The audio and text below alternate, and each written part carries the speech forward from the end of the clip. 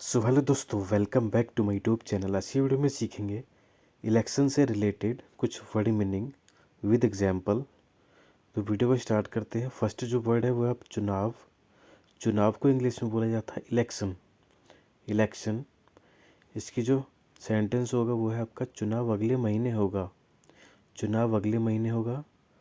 The election will take place next month. The election will take place next month. अब जो next word है आपका वो है आपका उम्मीदवार। उम्मीदवार। उम्मीदवार को इंग्लिश में बोला जाता है कैंडिडेट। कैंडिडेट। इसका जो सेंटेंस होगा वो है आपका वह मेयर पद के लिए मजबूत उम्मीदवार है। वह मेयर पद के लिए मजबूत उम्मीदवार है। He is a strong candidate for the mayor's position. He is a strong candidate for the mayor's position. अब जो नेक्स्ट वर्ड है आपका वो है मत। मत को इंग्लिश में बोला जाता है वोट। वोट। इसका जो सेंटेंस है वो है आपका प्रत्येक नागरिक को वोट देने का अधिकार है।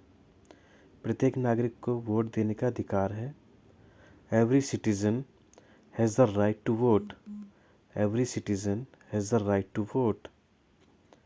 अब जो नेक्स्ट वर्ड है आपका वो है आपका मतदाता। मतदान। मतदान। मतदान को इंग्लिश में बोला जाता है पोलिंग। पोलिंग। इसकी जो सेंटेंस है वो है मतदान 5 चरणों में होगा। मतदान 5 चरणों में होगा। Polling will take place in 5 phases। Polling will take place in 5 phases। अब जो नेक्स्ट वर्ड है आपका वो है घोषणा पत्र। घोषणा पत्र। इसको इंग्लिश में बोला जाता है मैनिफेस्टो। मैनिफेस्टो। इसका जो सेंटेंस है वो है पार्टी ने कल अपना घोषणा पत्र जारी किया। पार्टी ने कल अपना घोषणा पत्र जारी किया। The party released it's manifesto yesterday. The party released it manifesto yesterday. अब जो नेक्स्ट वर्ड है वो है अभियान। अभियान को इंग्लिश में बोला जाता है कैंपेन। कैंपेन। इसका जो सेंटेंस होगा वो है चुनाव अभियान जोर शोर से चल रहा है।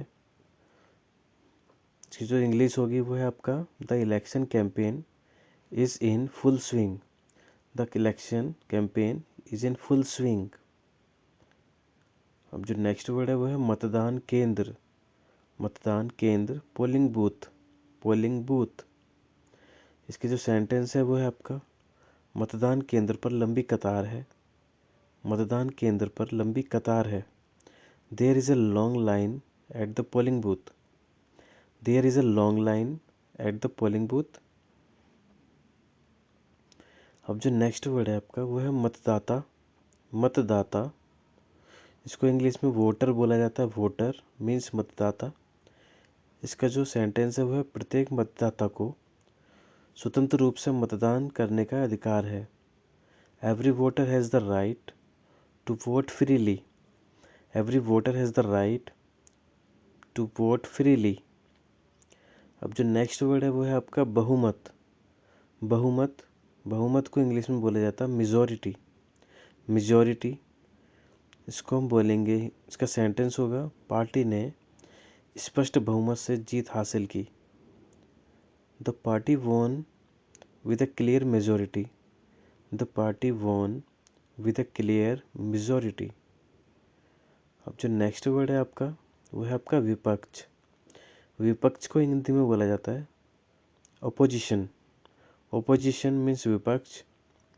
इसका सेंटेंस होगा विपक्ष ने कई नीतियों की आलोचना की। विपक्ष ने कई नीतियों की आलोचना की।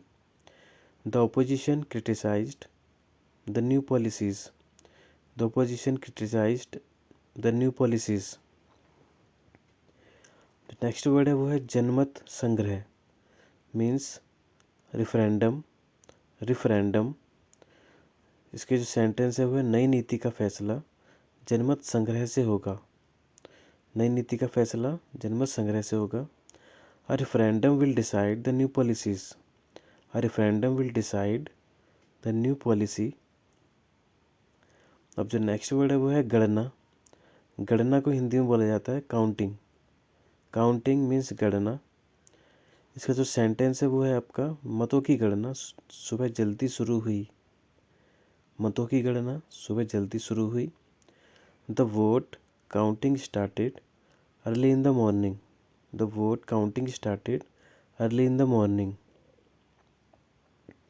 अब जो नेक्स्ट वर्ड है वो है परिणाम। परिणाम को इंग्लिश में बोला जाता है रिजल्ट। रिजल्ट, इसका जो हिंदी में अनुवाद है वो है चुनाव का परिणाम आज घोषित किया गया। चुनाव का परिणाम आज घोषित किया गया। The election result was announced today. The election result was announced today.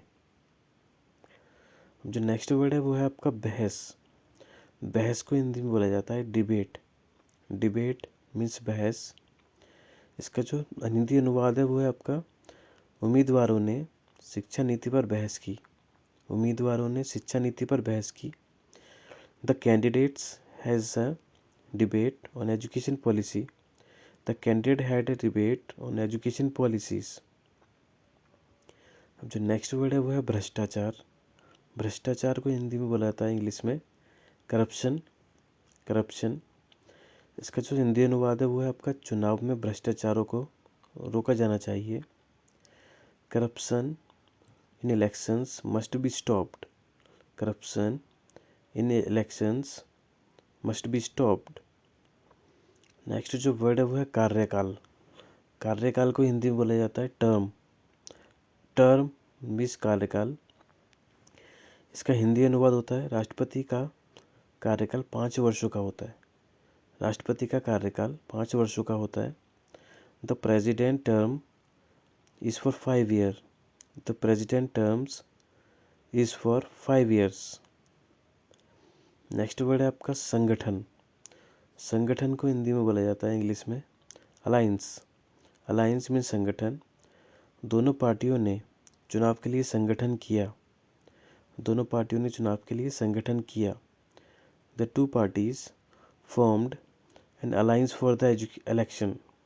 The two parties formed an alliance for the election. Next जो लास्ट वर्ड है आपका नामांकन। नामांकन को इंग्लिश में बोला जाता है नॉमिनेशन। नॉमिनेशन, इसका जो हिंदी अनुवाद है वो है आपका उनका नामांकन कल स्वीकृत किया गया। His nomination was approved yesterday. His nomination was approved yesterday. Video आपको अच्छा लगा तो वीडियो को लाइक शेयर एंड सब्सक्राइब करें। Thank you so much.